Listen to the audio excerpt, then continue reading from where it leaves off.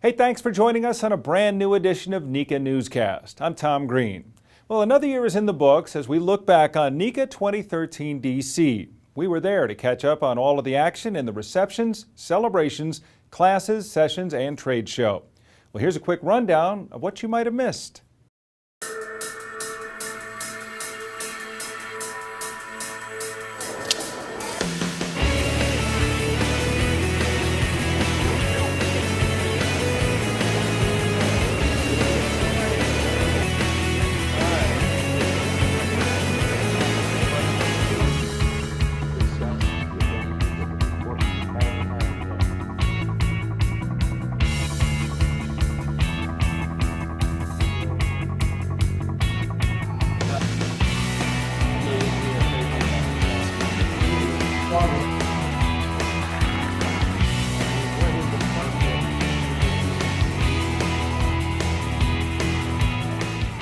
It's quite an impressive show. I think a lot of great vendors have been here and they're bringing some great products, some innovative products. I think the showstopper is one of the best things that is at the show. To see that innovation, I think is a real plus for NECA.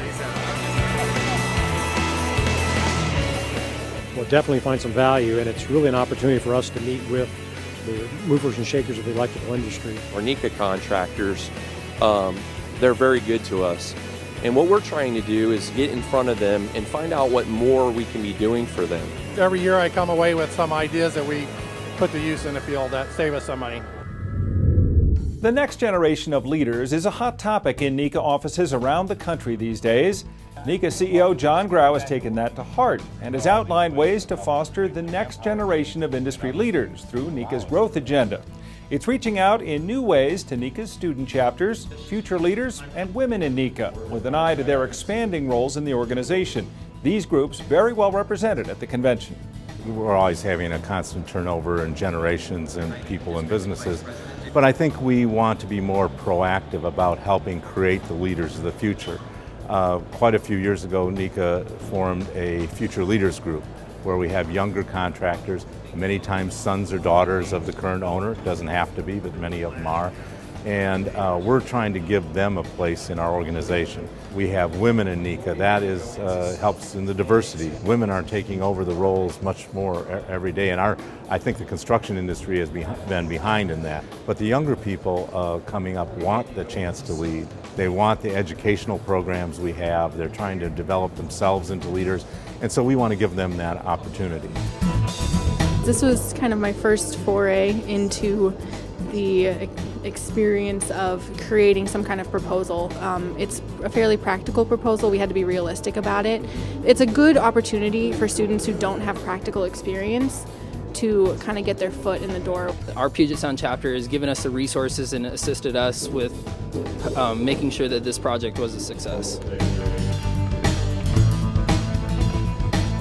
Especially in today's economy, we're seeing more and more women jumping in there and taking advantage of the opportunities that are out there for being a woman-owned business. Finally today, as we've been telling you about for a few months, NECA has been pursuing a permanent home on Capitol Hill in Washington for the government affairs team. The team just moved in, and we got our first glimpse during NECA 2013 DC. It's really gratifying to be able to see it actually come to fruition here for NECA while I'm still on the Government Affairs Committee. We started talking about this several years ago, and I kind of participated in drafting the feasibility report, and we looked at places and talked about budgets, and even though it turned out a little bit different than we had initially conceived, I think it came out great. The proximity to where the action is at is a real driver for us having this location. We came up with our staff always having an issue of trying to get a phone call. Can you meet with me in 5 minutes? Our office is at least 30, 40 minutes away. They couldn't do it. In today's world, if they're not here, they're probably going to miss something. With the shutdown behind us, it's more important than ever for our government affairs team to advocate the interests of NECA contractors on Capitol Hill. Well, that's it for this edition of NECA Newscast. We'll have more from NECA 2013 DC on our next edition. But until then, keep it here on NECANet.org for all the latest news in the electrical construction industry. Thanks again. I'm Tom Green.